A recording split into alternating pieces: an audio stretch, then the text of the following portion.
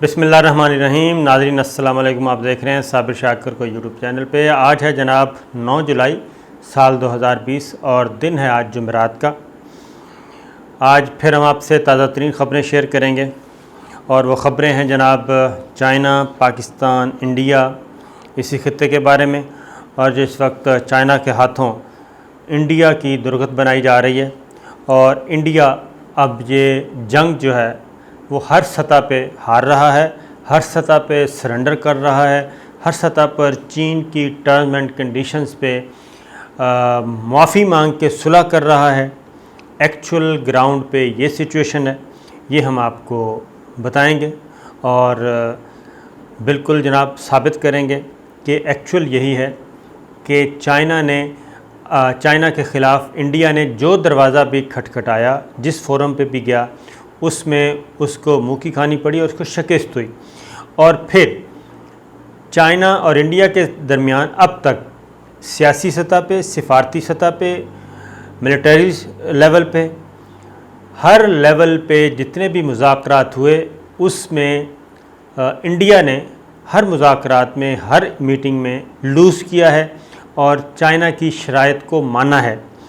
और बज़ाहिर बिल्कुल इंडिया के जनाब मीडिया भी ये बता रहा है कि चाइना भी पीछे हटना शुरू हो चुका है और इंडिया भी पीछे हट रहा है।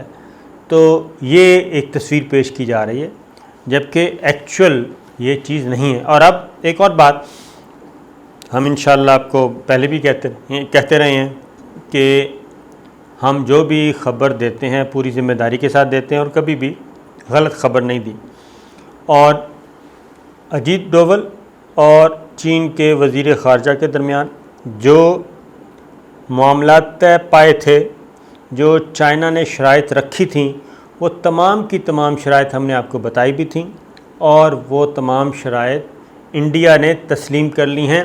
और अब इंडिया के ही फ़ौजी हुक्काम और इंडिया के ही डिफेंस एनालिस्ट इसको इंडिया की बदतरीन शिकस्त करार दे रहे हैं और ये पूछ रहे हैं कि जनाब अजीत डोवल जो है वो बहुत अपने आप को समझते थे कि बहुत ही कोई हाई क्लास हैं और अजीत डोवल डॉक्ट्राइन बड़ा पॉपुलर हुआ था।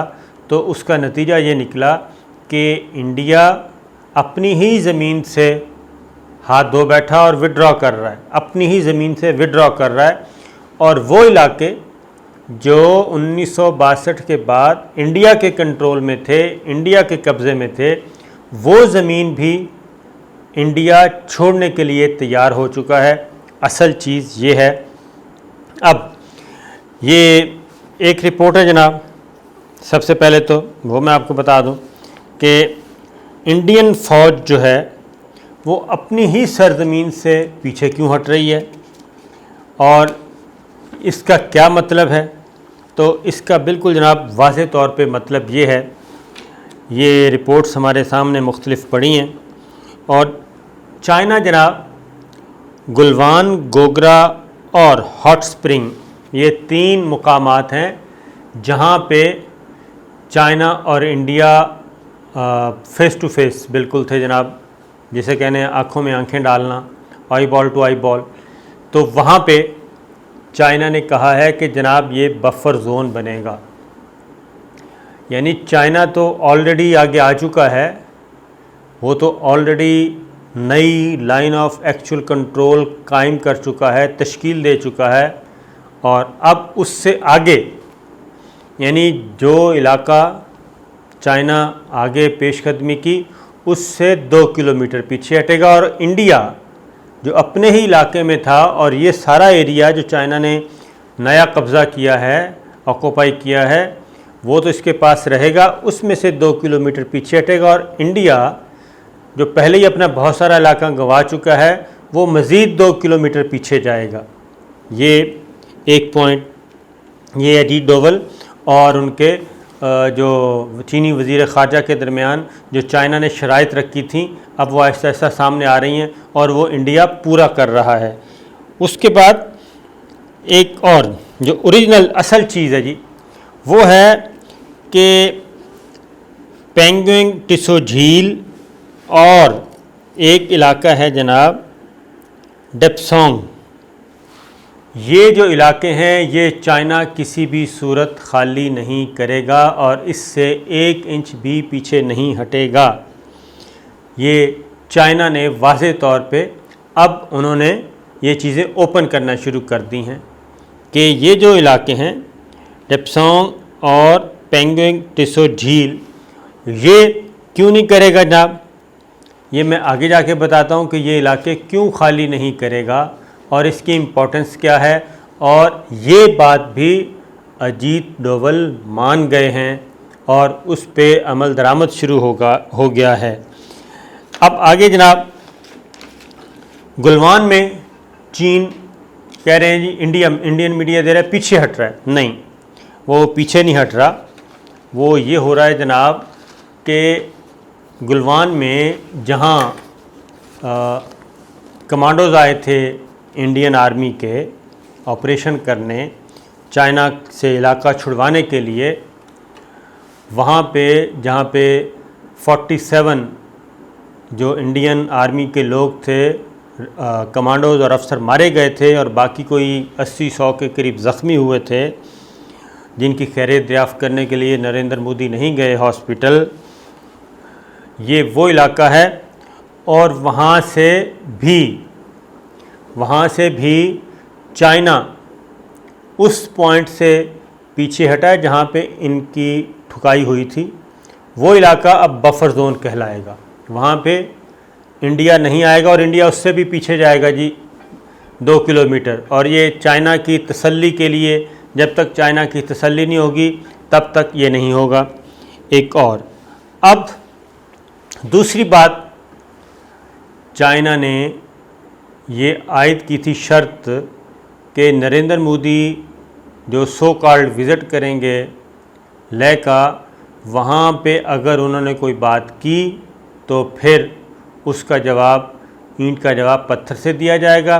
तो वहाँ पे नरेंद्र मोदी ने चाइना का ये पैगाम माना, चाइना का नाम नहीं लिया, किसी लड़ाई का नाम नहीं लिया, किसी युद्ध का नाम नहीं लिया, जिसका मोदी का वाज़ेह पैगाम था कि जनाब हम आपसे जंग नहीं चाहते, हम आपसे युद्ध नहीं चाहते। लिहाजा ये हो गया। अब अगली जो राज है वो है डेप्सोंग पेंगोंग। ये 2 पॉइंट्स हैं। पेंगोंग लेक, इसका जनाब क्या है कि ये चाइना क्यों नहीं छोड़ेगा। ये इसलिए नहीं छोड़ेगा कि चाइना का, एक जहन में रखिए जी कि हर मिलिट्री मूव का, ये जो अस्करी मूव की जाती है, पेशकदमी की जाती है, प्लानिंग की जाती है, इसका एक प्राइमरी गोल होता है। प्राइमरी गोल और होता है और बड़ी कार्रवाई करके एंड में जब बारगेन करना होता है तो जो प्राइमरी गोल होता है उसको नहीं छोड़ा जाता, वो चीज़ अपने पास ही रखी जाती है। तो जो बुनियादी हदफ था इस सारी एक्सरसाइज का वो था शहराए कराक्रम को महफूज करना, गिलगित बल्तिस्तान को महफूज करना और जो इंडिया की दिफाई लाइन, सप्लाई लाइन है, उसको तोड़ना। तो ये 2 अहम पोस्टें थीं जो प्राइमरी ऑब्जेक्टिव था चाइना का इस सारी ऑपरेशन का। तो ये 2 इलाके भी, इन पे भी कब्ज़ा इंडिया ने तस्लीम कर लिया है। मैं आगे जाके बताऊंगा जनाब कि ये कैसे तस्लीम कर लिया है। ये एक चीज़ हो गई। ये सारी चीज़ें आहिस्ता आहिस्ता बाहर आ रही हैं और हम आपको ये बता रहे थे कि जनाब ये कुछ होगा और ये कुछ एग्रीमेंट हुआ है। अब एक और चीज़ है, इंडिया क्यों पीछे हट रहा है जी। असल मसला ये है, तो इंडिया जनाब इसलिए पीछे हट रहा है कि एक तो बैनुल-अक़वामी तौर पे उनको कोई हिमायत हासिल नहीं हो सकी क्योंकि उसने चारों तरफ नज़र दौड़ाई और कहीं से भी उसको सपोर्ट नहीं मिली, वो वाली सपोर्ट जो कि वो चाह रहे थे। वो चाह रहे थे अमेरिका खुल के सामने आए और अमेरिका उस तरह से सामने आए जैसे चाइना और पाकिस्तान नज़र आ रहे हैं कि वो एक हैं, लिहाजा वो तो नहीं हो सका। अब जनाब बातें हैं कि ये शिकस्त कैसे हुई और इस शिकस्त को कैसे तस्लीम कर लिया गया। आपको पहले भी बताया है कि अजय शुक्ला जो हैं वो इंडिया के रिटायर्ड ऑफिशियल हैं और वो बहुत डिफेंस एनालिस्ट माने जाते हैं और ज़रा थोड़े से खुल खुला के भी लिखते हैं और बोलते हैं और इस्टेब्लिशमेंट की आशीर्वाद उनको हासिल है।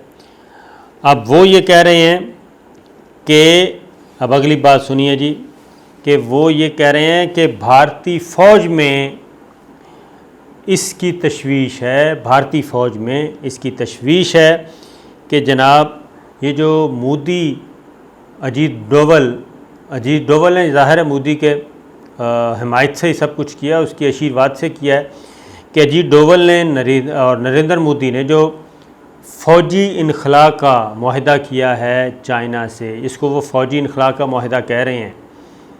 ये जो अजीत डोवल और चाइना के वज़ीर ख़ारजा के दरमियान बातचीत हुई, उससे पहले कोर कमांडर लेवल की मुज़ाकरात हुए, फिर पॉलिटिकल लेवल के हुए। इन तीनों मुलाकातों के बाद जो फ़ाइनल हतमी नतीजा निकला था वो अजीत डोवल और चीन के वज़ीर ख़ारजा के दरमियान होने वाली बातचीत। तो जनाब इसका उन्होंने इसको फ़ौजी इनखला का मुआहदा करार दिया है कि भारतीय फ़ौज का जो इनखला हो रहा है गुलवान से और ये डेस्पोंग से और पेंगोंग लेक से और जनाब लद्दाख, मशरक़ी लद्दाख, जनूबी लद्दाख, ये अहम पोस्टें और जो एक बफ़र ज़ोन का मुआहदा किया जा रहा है, उसको वो कह रहे हैं कि भारतीय फ़ौज के इनखला का ये मुआहदा बदतरीन शिकस्त है इंडिया की और ये भारतीय फ़ौज में तशवीश पाई जाती है। मैं आपको बताऊंगा भारतीय फ़ौज में वाक़तन तशवीश पाई जाती है या भारतीय फ़ौज ख़ुद दौड़ गई थी, लेकिन ज़ाहिर है एक इमेज उन्होंने बरकरार रखना है अपनी अफवाज का, इंडियन आर्मी का, कि जनाब ये तो बहुत लड़ने के लिए तैयार बैठे थे, लेकिन ये पॉलिटिकल गवर्नमेंट जो है नरेंद्र मोदी सरकार, इसने कमज़ोरी दिखाई है। ये अब ये माहौल वहाँ पे बनाया जा रहा है, लेकिन एक्चुअल में आपको बता दूंगा कि ये खेल खेला जा रहा है। ये सारा मलबा आप किसी ना किसी पे तो डालना है और दरमियान में से अपने आप को अजीत डोवल भी बचाना चाहेगा, रा भी बचना चाहेगी, इंडियन आर्मी भी बचना चाहेगी, इसलिए। उसके बाद है जनाब के वही बात यह अब अजय शुक्ला की है और वहाँ के उन्होंने, और अजय शुक्ला का मतलब है कि इंडियन इस्टेब्लिशमेंट, वो ये कह रहे हैं कि चीनी फ़ौज तो पहले ही 2 किलोमीटर के इलाके में बैठे थे, यानी कि वो तो पहले ही अंदर आ गए थे, और जिसका भारतीय रिवायती तौर पर भारत का क्लेम था कि ये इलाका उसका अपना है और इंडियन आर्मी वहाँ पे गश्त भी करते थे। लेकिन इस मुआहदे के बाद इंडिया मज़ीद 2 किलोमीटर पीछे चला जाएगा और 4 किलोमीटर का बफ़र ज़ोन बनेगा। तो भाई वो कहते हैं कि ये जो बफ़र ज़ोन, ये तो सारा इलाका ही इंडिया का था और इसका मतलब है कि मज़ीद 4 किलोमीटर की पट्टी से इंडिया जो है वो दस्तबरदार हो गया है। और उसके बाद एक और जनाब, अब वो सीनियर भारतीय फ़ौजी अफसर भी इससे नाराज़ हैं। वो कहते हैं कि भारत जो है वो फ़ौजी जो हिस्टोरिकली उन्होंने कहा कि जो पेट्रोलिंग पॉइंट था वो 14, 15 और 17A में पेट्रोलिंग करते थे, इंडियन आर्मी जो करती थी। लेकिन बफ़र ज़ोन के मुआहदे का मतलब है कि अब ये इलाके भारत की रसाई में नहीं हैं और भारत की रसाई से ये इलाके भी निकल गए हैं। कौन से इलाके जनाब? पेट्रोलिंग पॉइंट 14, 15, 17 और 17A। ये वो मैं सरेंडर पेपर जो मैं कहता हूँ ना कि सरेंडर पेपर साइन किया है, ये वो सरेंडर पेपर है जिसके अब मुंदरजात बाहर आ रहे हैं। हमने आपको अल्लाह का शुक्र है जी बहुत पहले बता दिया था। फिर बताया कि जनाब वही बात जो मैं आपको कह रहा हूँ, पेंगोंग त्सो झील के इलाके से इनखला पर बात करने के लिए चाइना बिल्कुल तैयार नहीं हुआ और ये शर्त भी मान ली गई।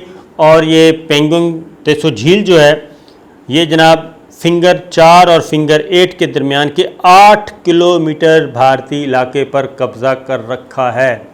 ये जनाब 4, 8 किलोमीटर का इलाका जो है ये फिंगर 4 और फिंगर 8 के दरमियान पेंगोंग त्सो झील का इलाका है। ये इलाका भी चाइना ने मनवा लिया है कि ये भी अब हमारे पास रहेगा। ये सरेंडर पेपर मैं आपको बता रहा हूँ जी, जिसको इंडियन मीडिया में नहीं बताया गया, इंडियन ऑफिशियल्स नहीं बता रहे, इंडियन आर्मी नहीं बता रही, इंडियन फॉरेन मिनिस्ट्री नहीं बता रही, कोई नहीं बता रहा, लेकिन ये एक्चुअल ये मुआहदा हुआ है अजीत डोवल और चीन के वज़ीर ख़ारजा के दरमियान, और अब उससे पीछे हट रहे हैं। कोर कमांडर लेवल पे अब ये इम्प्लीमेंट हो रहा है। उसके बाद है जनाब, अब ये हाजिर सर्विस जर्नैल जो हैं इंडिया के, वो ये कह रहे हैं कि भारत को दोहरी मुश्किल का सामना है। एक तरफ चीन पेंगोंग त्सो झील में फ़ौजी मौजूदगी पर बज़िद है और दूसरी जानिब भारतीय इलाकों में बफर जोन बन रहे हैं। तो ये इससे आप अंदाज़ा कर लें जनाब कि अब इस पे वावेला मचना शुरू हो गया है और रौला पड़ा हुआ है, और भारतीय फ़ौजें अपने ही इलाके गंवा रही हैं और उनको कहा जा रहा है जनाब यहाँ से खाली करें। ये वो इलाके हैं जो चाइना पहले से हासिल कर चुका है, और जो बचा खुचा है बहुत दूर इंडियन आर्मी बैठी थी उसको भी पीछे धकेला जा रहा है। तो ये एक और जनाब उन्होंने कहा है कि जो लाइन ऑफ एक्चुअल कंट्रोल जिसको अब करार पाएगी, अब ये नई लाइन ऑफ एक्चुअल कंट्रोल है। इनफैक्ट चाइना ने पुरानी लाइन ऑफ एक्चुअल कंट्रोल पे बेफेर दी स्याही, और अब नई लाइन ऑफ एक्चुअल कंट्रोल उसने तश्कील दी है और उसको इंडिया ने मान लिया है। और अब ये नई लाइन ऑफ एक्चुअल कंट्रोल को इंडिया ने माना है जो कि चाइना ने तय की है जी। पॉइंट 14 पर जी भारत, अगली बात, पॉइंट 14 पे भारत ने एक सड़क तामीर की थी, सप्लाई लाइन, जो बड़ा प्रोजेक्ट था। असल में तो वहीं से तो लड़ाई शुरू हुई थी कि वो बेसिकली वो एक मेगा नहीं बल्कि कहना चाहिए उनका ग्रेटर एक प्लान था जिसको चाइना ने नाकाम बनाया है। और वो ग्रेटर प्लान ये था जनाब, जिसका इफ्तिताह किया था मौसूफ ने, वज़ीर दिफा ने। और उसके बाद ये जो सड़क है ये बेसिकली इन्होंने शहरा कराक्रम को टारगेट करना था ऊपर जाके, और गिलगित बल्तिस्तान मैं पहले भी बता चुका हूँ कि शहरा कराक्रम को पहले नज़र रखेंगे, फिर गिलगित बल्तिस्तान को हिट करेंगे, और उसके बाद ये सप्लाई जो राब्ता सड़क है वो काट देंगे, और गिलगित बल्तिस्तान में फिर एक नई दास्तान रकम की जाएगी। ये दीवानों का ख्वाब था। तो लिहाजा ये सारी चीज़ें जनाब इंडिया जो है वो सरेंडर पेपर पे साइन कर चुका है। तो ये था एक हकीकत ग्राउंड पे। तो इसलिए जनाब हमने जो कुछ आपको बताया था वो आहिस्ता आहिस्ता चीज़ें खुल के सामने आ रही हैं। तो मैं अपने इंडियन कोलीग्स को और इंडिया के लोगों को ये ज़रूर कहूँगा कि जनाब हमें बुरा भला कहने से पहले इंतज़ार किया करें। अब वो सब कुछ आपके मीडिया में भी रिपोर्ट होना शुरू हो जाएगा और आपके डिफेंस एनालिस्ट, आपके आर्मी के लोग वो कहेंगे। लेकिन जो बात मैं कह रहा था कि इंडियन आर्मी ने भी लड़ने से इनकार कर दिया था। इंडियन आर्मी चीफ़ ने वाज़ेह तौर पे कहा था और बिपिन रावत ने भी कहा था कि जंगें सिर्फ फ़ौजी नहीं लड़ते होते, बल्कि फ़ौजी साजो सामान होना चाहिए, हथियार होने चाहिए, और उसके बाद जंगों को जीतने के लिए सिफारती मैदान में, सिफारती सतह पे तगड़े मुल्कों की बैक होनी चाहिए, और सियासी सतह पे भी जोड़ तोड़ करनी चाहिए। इसलिए पहले वो सारे काम करें, यानी कि 9 मन तेल पहले लाएं, फिर राधा नाचेगी, फिर हम लड़ेंगे। तो ये था प्लान। बेसिकली इंडियन आर्मी ना लड़ने के लिए तैयार थी, अब एक दूसरे पे मलबा डाल रहे हैं। तो जनाब इंशाल्लाह अगली वीडियो में फिर हाज़िर होंगे। इजाज़त दीजिए, अल्लाह हाफ़िज़।